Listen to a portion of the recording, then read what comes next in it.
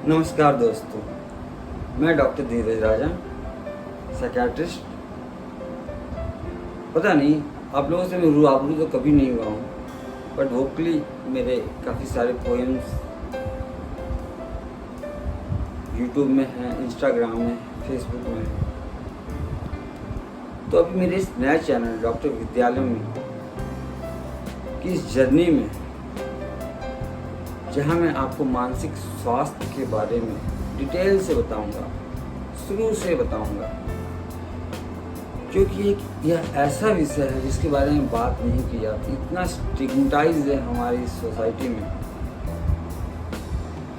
कि लोग इसे एक कलंक समझते हैं। अगर घर में किसी को मानसिक बीमारी हो जाती है तो उन्हें लगता है कि ये तो बाहर वाले के सामने से हम कैसे दिखाएं, और बाहर वाले भी, सोसाइटी के लोग अगर किसी के घर में मानसिक बीमारी है तो उससे दूरी बनाए रखने की कोशिश करते हैं। ये क्या है?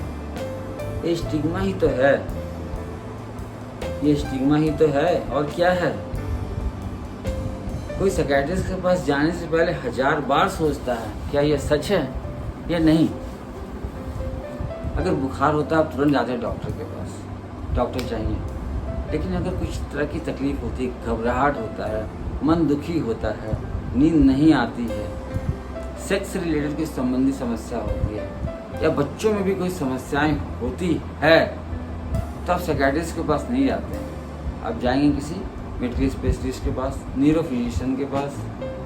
और वो भी हमारे सोसाइटी में तो सभी ट्रीट करते हैं, हर कोई डॉक्टर है यहाँ, आयुर्वेदिक वाले, होम्योपैथिक वाले, सबके पास हर बीमारी की हर दवाई है, इसमें कोई शक नहीं है। मैं ये नहीं बोल रहा हूँ कि जो हमारी मॉडर्न मेडिसिन की साइकियाट्री है वही सही है। हमारी सभ्यता में साइकियाट्री बहुत पहले से चली आ रही है, जिस समय वेस्टर्न कल्चर इवॉल्व भी नहीं हुआ था। और सबसे बड़े psychiatrist, scientific psychiatrist Gautam Buddha थे और भगवान कृष्ण भी थे उनसे पहले, जिन्होंने ऐसे ज्ञान दिए जिससे हम कभी डिप्रेशन की तरफ गए नहीं। बड़े बड़े ज्ञानी हुए हमारे इस धरती पे, और जो बड़ी बड़ी साइकियाट्रिक बीमारियां थी, ऐसे ऐसे बड़े बड़े लोगों को हुई है जो नोबेल प्राइज तक लिए हैं। हम बाद में डिस्कस करेंगे उस बीमारी के बारे में। आज हम आपको बस ये मानसिक स्वास्थ्य के बारे में एक ब्रीफ देना चाहता हूँ और उसके कुछ टॉपिक पर डिस्कस करना चाहता हूँ। तो पहला सवाल ये है कि भाई हम ये समझे कैसे किसी को मानसिक तकलीफ है। तो देखिए, इसका बहुत सिंपल सा आंसर है। आप उससे देख रहे हैं, घर में देख रहे हैं, सोसाइटी के लोग भी कभी देख रहे हैं। अगर देखते हैं कि वो बंदा बड़ा कुछ उसके बोल चाल में बदलाव आ गया अचानक से ही, कुछ व्यक्तित्व में चेंज आया है, कुछ ऐसी चीज़ें कर रहा है या कुछ ऐसी हरकतें कर रहा है जो उस सोसाइटी के नॉर्म्स के में नहीं है, कर रहा है, मतलब कभी कभी करना है नहीं, लगातार कर रहा है, बार बार कर रहा है, तब ऐसे लोगों को समझना चाहिए कुछ तो इनके मानसिक तकलीफ है। कुछ ज़्यादा नशा कोई कर रहा है। नशा तरह तरह के होते हैं, आपको पता ही होगा, भांग, सिगरेट, उसके बाद गांजा के अलग तरह का, फीम, चरस और क्या क्या नहीं होता है। तो जहाँ आपको इस तरह कोई व्यक्ति मिलता है तो उसको सपोर्ट कीजिए, उसे गाली मत दीजिए, उसको और गिराइए मत नज़रों में, उसको प्रोत्साहित कीजिए कि भाई या बहन जी जो भी हैं, हमें आप एक बार चली जाके हमारे साथ किसी साइकियाट्रिस्ट से हम मिल लेते हैं। तो बोलेगा भाई हमें क्या तकलीफ है, क्या मैं पागल हो गया हूँ, मैं पागल दिख रहा हूँ। तब उसके लिए आपको कन्विंस करने के उपाय चाहिए कि नहीं भाई ऐसा कुछ नहीं है, बट हमें लग रहा है कि तुम जो पहले थे ना कुछ तो बदला सा लग रहा है, तो चलो जाके मिल लेते हैं। साइकियाट्रिस्ट से नहीं मिलना है तो चलो किसी और डॉक्टर से मिल लेते हैं, शायद वो आगे साइकियाट्रिस्ट को ज़रूरत पड़े तो रेफ़र कर देगा, नहीं ज़रूरत पड़ेगा तो नहीं रेफ़र करेगा। ठीक है, चलिए। तो ये हमने बताया कि कैसे आप पता लगेगा कि किसी को मानसिक तकलीफ है या नहीं। तो ये मानसिक तकलीफ कई तरह की हो सकती है। ठीक है, रूट कॉज स्ट्रेस होता है, कभी कभी जेनेटिक होता है, कभी कभी सोशल कॉजेज होते हैं, कोई एक पर्टिकुलर कॉज नहीं होता, कोई मिक्स कॉज होता है, सारे कॉज मिल करके उसको क्रिएट करते हैं। तो स्ट्रेस के बारे में हम सबसे पहले बात करेंगे। तो हमारा पहला टॉपिक जो ब्रीफिंग में बात करें स्ट्रेस, देन स्ट्रेस के बाद हम थोड़ा डिप्रेशन के बारे में बात करेंगे, डिप्रेशन के बाद में थोड़ा नशे के बारे में बात करेंगे, फिर एक साइकोसिस बीमारी के बारे में बात करेंगे, नींद के बारे में बात करेंगे, और फिर कुछ बच्चों के बारे में बात करेंगे, बाल मनोविज्ञान के बारे में, और सबसे इम्पोर्टेंट टॉपिक सेक्स के बारे में इसमें बात नहीं करूँगा मैं, अगला नेक्स्ट मेरा वही रहेगा, क्योंकि ये हमारा बेसिक जो डिमांड होता है बॉडी का ना, ये होता है, और हर चीज़ का कोर इसी से ही शुरू होता है, और इसमें हम बात ही नहीं करना चाहता, बट इस चैनल में हर चीज़ में मैं खुलकर बात करूँगा और पूरी तरह से खुलकर आप लोगों के सामने बात करूँगा। तो ये स्ट्रेस क्या होता है? स्ट्रेस होने की वजह घरेलू वजह हो सकती है, घर में कलह हो रहा है, पारिवारिक, जैसे पहले संयुक्त परिवार था, संयुक्त परिवार टूट गया, आपके ऊपर सारा भार आ गया है, अब आप परेशान हैं, बच्चों को पढ़ाई लिखाई करवानी है, घर संभालना है। पहले 10 लोग और थे जो बच्चों को देख लेते थे, नाना नानी दादा दादी के बीच बच्चे बढ़ जाते थे। आज के दिन में बच्चे भी अकेले हो गए हैं, पत्नी भी जॉब पे जा रही है, पति भी जॉब पे जा रहा है, बच्चों को किसी आया स्कूल के सहारे छोड़ करके, तो बच्चे संस्कार कहाँ से सीखेंगे? बच्चे अटेंशन लेने के लिए अपनी कुछ ना कुछ हरकतें करते रहेंगे। तो जब अभी हम बता दें क्या क्या वजह हो सकती है, तो ये डोमेस्टिक वजह हो गई, फाइनेंशियल कॉज होते हैं, इस वजह से स्ट्रेस होता है।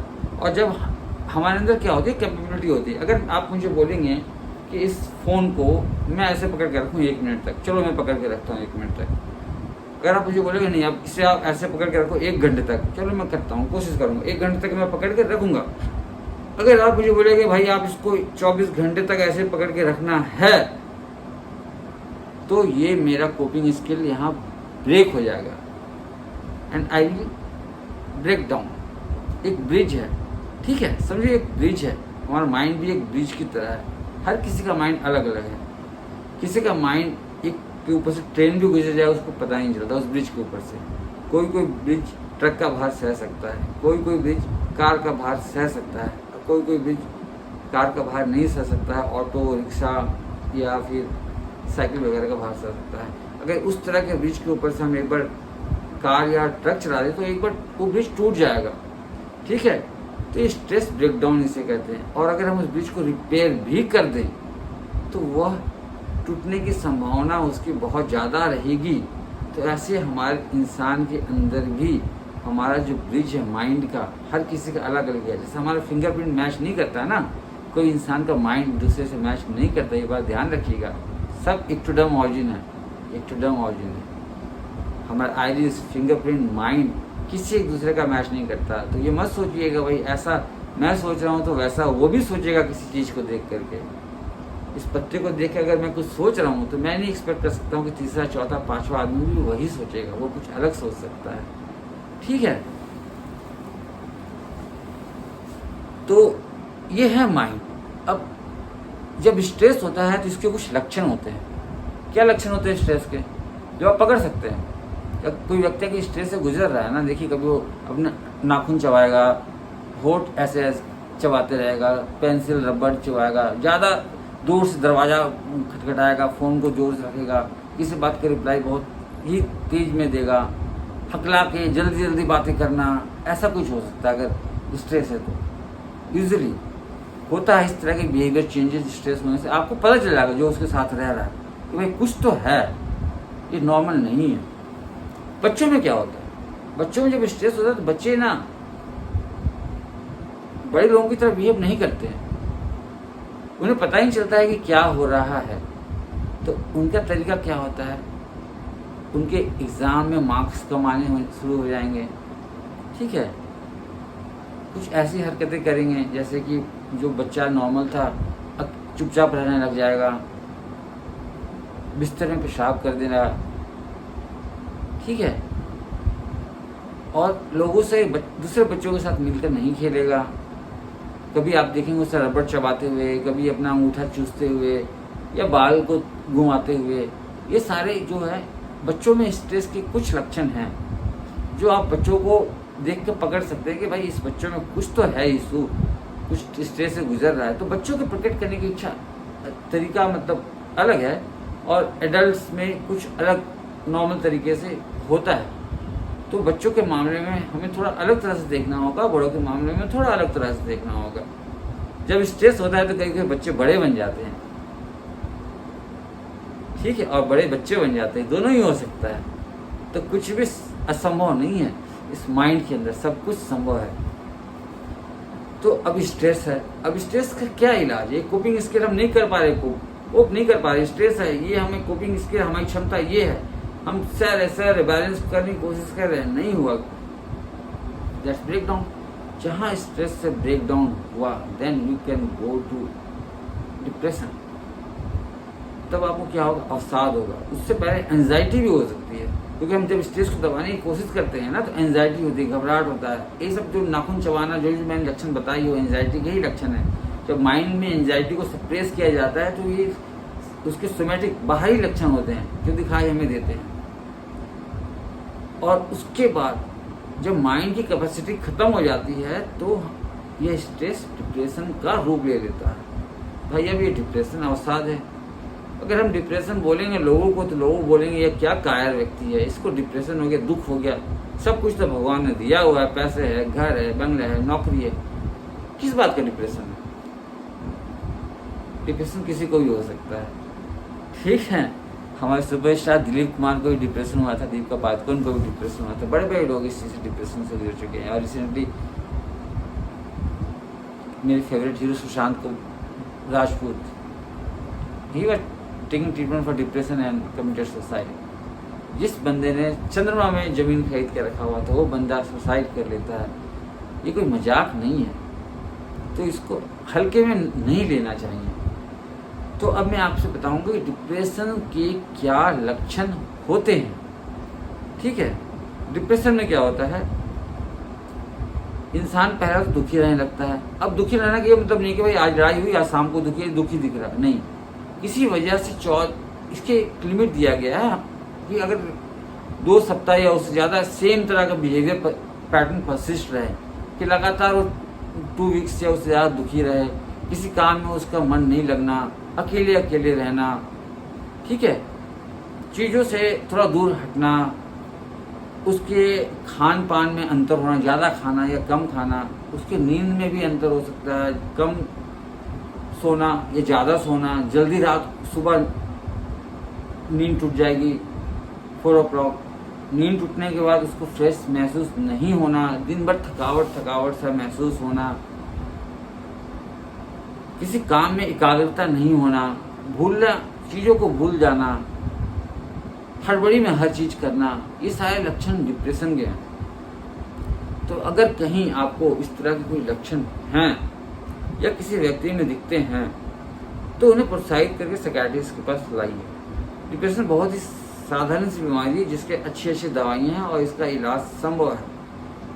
पहले तो उस व्यक्ति या स्त्री हो या पुरुष हो, भाई हो, बहन हो, उसे बोलिए कि आप थोड़ा समय ऐसा स्पेंड करो, लाइक रनिंग कीजिए, दौड़िए, जिम जाइए, योगा कीजिए, कुछ ऐसा चीज़ कीजिए, शारीरिक चीज़ें, जिससे बॉडी में जो इंडोर्फिन, जो बाहर से मॉर्फिन लेते हैं ना, उससे हमारे शरीर में इंडोर्फिन होता है जो माइंड को खुश करता है। जब एक्सरसाइज करते हैं, रनिंग करते हैं तो बॉडी के अंदर इंडोर्फिन रिलीज होता है, मॉर्फिन की तरह इफेक्ट करता है, माइंड को खुश करता है, ठीक है। ये तो आप शुरू करवा दीजिए। और एंजाइटी कभी कोई इतनी ज़्यादा होती है कि रात को आपको पैनिक अटैक आ जाएगा और आप रात को उठ जाएंगे, घबराएंगे, पसीना पसीना हो जाएगा, लगेगा कि अब मरने वाले हैं। लोग कभी कभी इसको सोचते हैं कि शायद हार्ट अटैक आ गया, लेकिन ये हार्ट अटैक कभी कभी नहीं होता है, ये एंजाइटी का पैनिक अटैक होता है।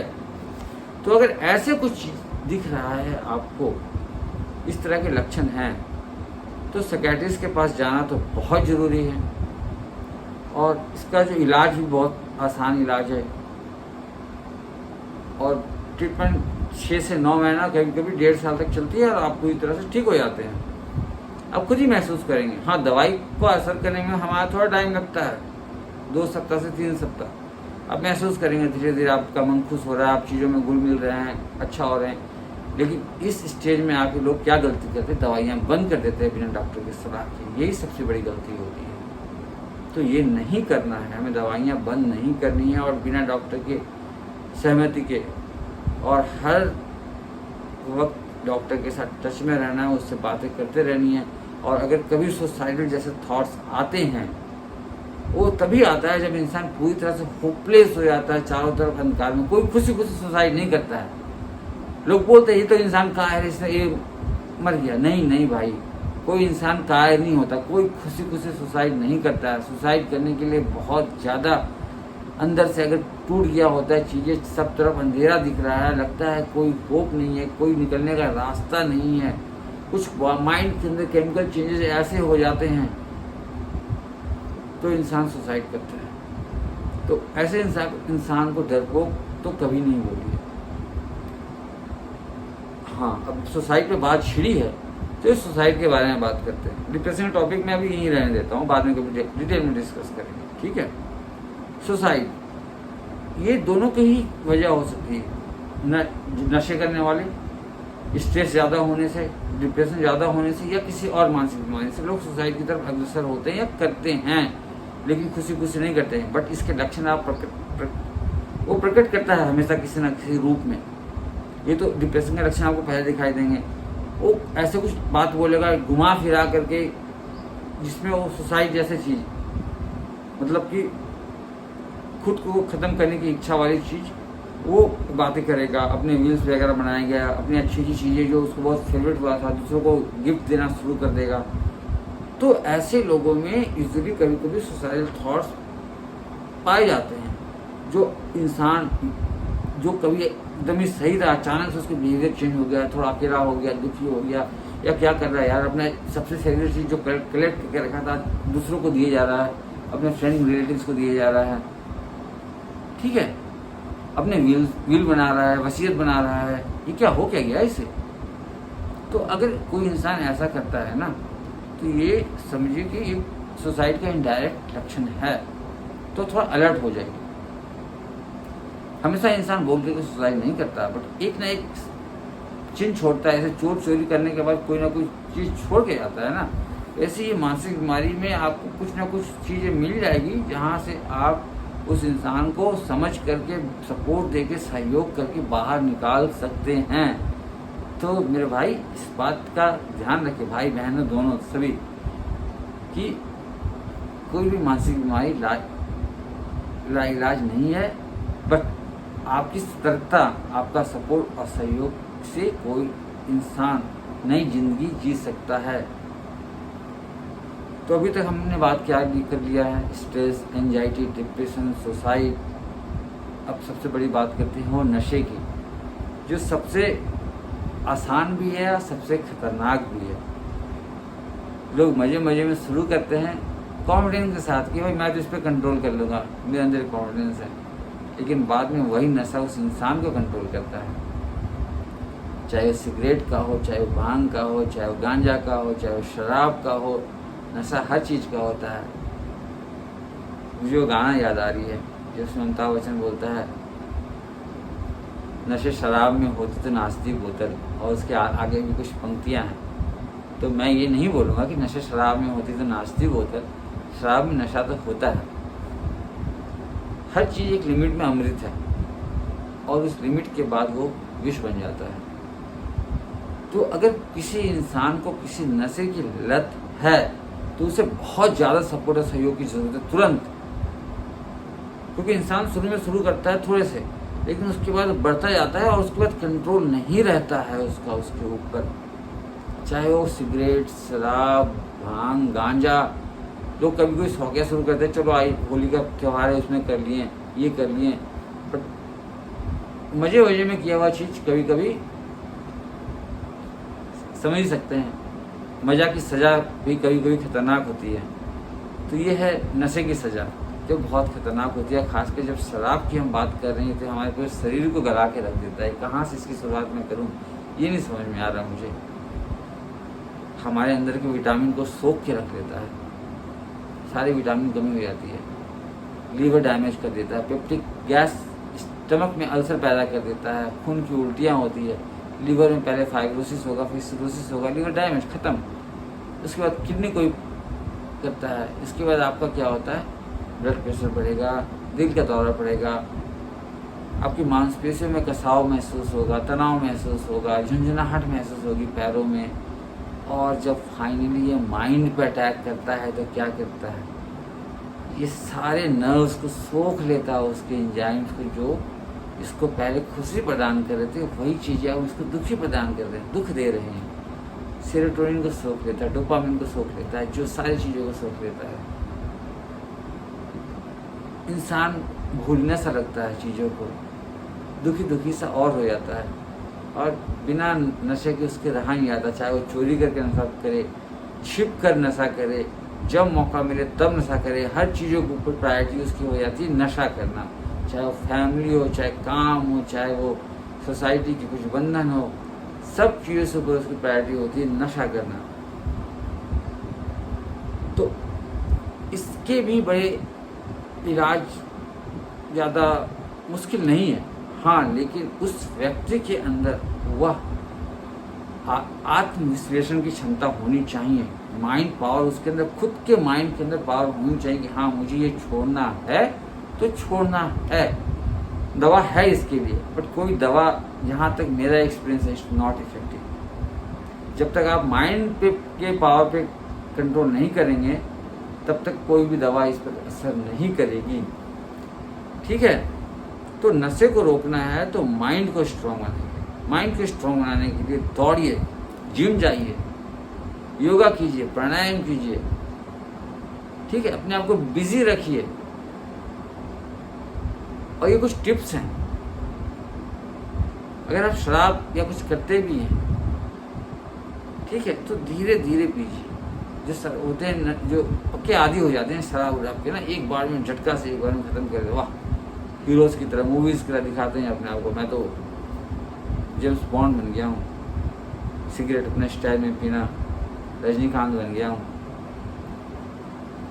लेकिन जब यही शरीर को निचोड़ देता है तब मुझे लगता है कि क्या हो गया है। और जब अंत में सब कुछ शरीर डैमेज हो जाता है, कैंसर, मुंह या लंग का कैंसर,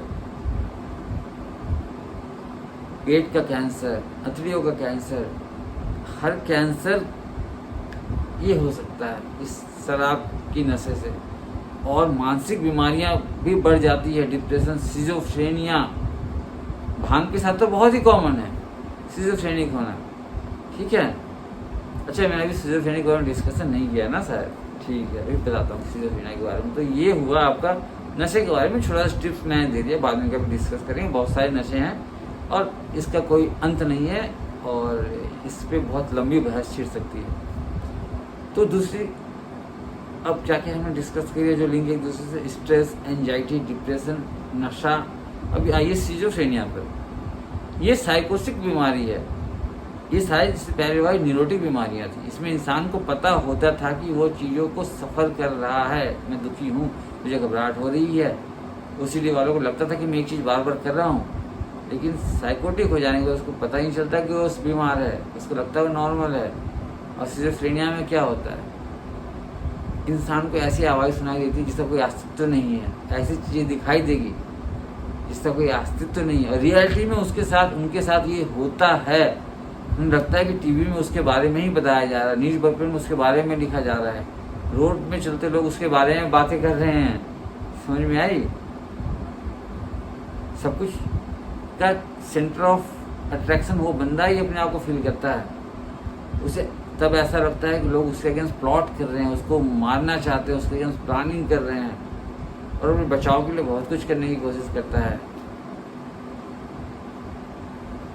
और अगर किसी के अंदर ये लक्षण है तो उसको तुरंत डॉक्टर से परामर्श कीजिए, इलाज लीजिए। इलाज लंबा है, लेकिन इंसान ठीक होकर के रिहैबिलिटेशन के बाद नॉर्मल हो जाता है। हम ये तो नहीं कहेंगे हाँ पूरी तरह से नॉर्मल होता है, हाँ 70%, 30% लोगों में 70% इम्प्रूवमेंट होता है, 30% लोगों में 50% इम्प्रूवमेंट होता है, और 30% लोगों में कोई इम्प्रूवमेंट नहीं होता है, और 10% लोग ऐसे होते हैं जो शायद ठीक हो जाते हैं या बिल्कुल भी नहीं ठीक होते, और डिटोरिएट हो जाते हैं। तो ये है 100% का कैलकुलेशन सिजोफ्रेनिया के साथ। अब इसके बाद हम करते हैं एक छोटी सी और टॉपिक के बारे में डिस्कशन, जो एडल्ट के लिए हम लास्ट टॉपिक अभी लेंगे, वो है नींद की समस्या, नींद नहीं आना, इंसोम्निया। हर किसी को होता है, किसी नहीं होता बताइए। वो बचपन के भी दिन थे जब हम बिस्तर पर लेटते थे, नींद आ जाती थी, बुक खोलते थे, नींद आ जाती थी। अभी क्या होता है, नींद नहीं आती है। क्यों? इतने सारे बोझ हैं, ऑफिस का काम घर पे ले आते हैं, रात भर वही काम करना है, नाइट शिफ्ट वाली ड्यूटीज़ होती है। आजकल लोगों को सोने का टाइम नहीं मिलता, उनका स्लीप रिदम बदल जाता है। जो नेचुरल स्लीप रिदम है, जो नाइट शिफ्ट करते हो दिन में सोते हैं, क्या संभव है? तो कुछ लोगों में तो इस वजह से होती है, कुछ लोगों में नेचुरल एज के साथ भी हो जाती है। तो अगर आपको इस तरह कोई नींद की समस्या है ना, तो सबसे पहले तो अपना स्लीप हाइजीन मेंटेन कीजिए। स्लीप हाइजीन मतलब क्या हो गया कि टाइम फिक्स करिए, इस टाइम पे सोना है, बेडरूम में कोई टीवी नहीं होनी चाहिए, पर्टिकुलर टाइम में खाना खाना है, 10 मिनट 15 मिनट वॉक करना है, उसके बाद ना मोबाइल टच होगा ना टीवी खुलेगा। सोते वक्त हल्का कुछ नॉवल वगैरह है, बुक्स पढ़िए, 10-15 मिनट बाद नींद आ जाएगी। नहीं तो आप बिस्तर में अगर आपको इंसोम्निया है तो वही आपको क्लॉक वॉचिंग सिंड्रोम, लाइक हर बार पढ़ के आप घड़ी देखेंगे, अरे 20 मिनट फिर और गुजर गया, 20 मिनट और गुजर गया, नींद नहीं आ रही है, और पूरी रात नींद नहीं आई, और अगला दिन तो वैसे गया आपका, चिड़चिड़ापन, हर चीज़ में झिन्नाहट। तो अगर नींद की समस्या है तो मिलिए साइकियाट्रिस्ट। इसके भी 2 इलाज हैं। एक इलाज है जो सीधे नींद देता है, बट ये शराब की तरह है, नींद तो देता है बट आदी कर देता है, आपने उसकी हैबिट हो जाती है। तो ऐसी दवाइयाँ 4 वीक से ज़्यादा नहीं चलानी चाहिए। और दूसरी दवाइयाँ हैं जो anxiety category, anti depression category में आती है, उससे नींद आती है क्योंकि वो स्ट्रेस को कम करता है, बट इसका इफेक्ट थोड़े दिनों में होता है, ठीक है, 15 दिन 20 दिन। तो इसके बीच के टाइम को कवर करने के लिए कभी कभी वो दवाई देते हैं जो एक्चुअली में तुरंत नींद लाने वाली दवाई देते हैं। और फिर धीरे धीरे हम उस पहली दवाई को हटा करके मेन दवाई को कंटिन्यू रखते हैं कि उनका धीरे धीरे स्लीप रिदम नॉर्मल हो जाए, और काउंसलिंग से उसका स्ट्रेस वगैरह सब चीज़ों को ठीक करके ऐसे व्यक्तियों का भी नींद का पैटर्न सही किया जा सकता है। तो ये थी मेरी कुछ डिस्कशन, ब्रीफ डिस्कशन कुछ साइकियाट्रिक इश्यूज़ के बारे में। चलो अब जाते जाते थोड़ा सा ब्रीफ में अगर सब कुछ बात की एडल्ट के बारे में, तो बच्चों को क्यों छोड़ा जाए भाई? बच्चों को क्यों छोड़ा जाए? ये तो हमारा भविष्य है। पूरे कोविड में सबके बारे में डिस्कशन हुआ, बच्चों के बारे में कोई डिस्कशन नहीं हुआ। बच्चे अभी दोस्तों से नहीं मिल पा रहे हैं, खेलने नहीं जा पा रहे हैं, लैपटॉप में देख क्लास चल रहा है उनका, क्या है? एडल्ट फिर भी कंट्रोल करे। सब लोगों ने सबकी प्रॉब्लम देखी, बच्चों का प्रॉब्लम किसी ने नहीं देखा। सबसे ज़्यादा सफ़र बच्चे ने किया। आज के दिन में बच्चे में जो एंजाइटी पैदा है, बच्चों में भी, एडल्ट में भी, कोविड के बाद से, वो डर की वजह से वो एंजाइटी। तो बच्चों को हमें अलग नज़रिए से देखना होगा, उसकी प्रॉब्लम को हमें अलग तरह से एड्रेस करना पड़ेगा।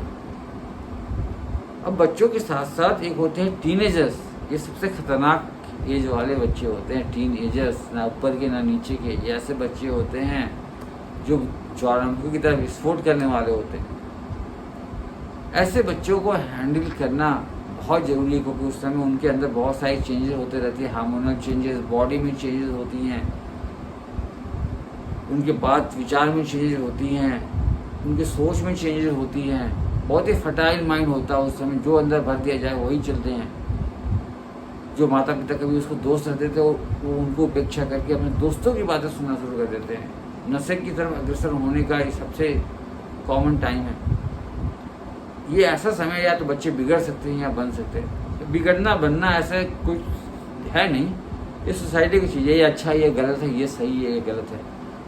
मैं तो ऐसा मानता हूँ कि क्या अच्छा है क्या गलत है, it's up to you, what your inner conscience says. आपका अंतरात्मा जो कहता है अच्छा है वो अच्छा है, जो कहता है गलत है वो गलत है, ये आपके संस्कार आपके अंतरात्मा के अंदर पैदा करती है। तो इस किशोर अवस्था टीन एजर्स के लड़के युवक और युवतियों के साथ माता पिता को एक फ्रेंडशिप वाला वातावरण रखना चाहिए, एक दोस्त बनकर रखना चाहिए, दोस्ती की तरह व्यवहार करना चाहिए शुरू में।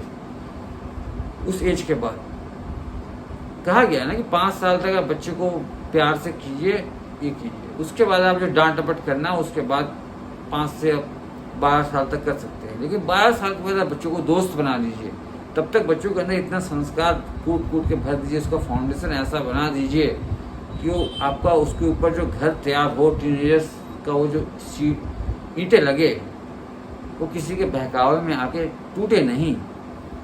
तो ये आप पे, हमारे माता पिता पे, गुरु पे, सोसाइटी पे ये डिपेंड करता है कि वो संस्कार उसके अंदर डालना है उस पर्टिकुलर एज में।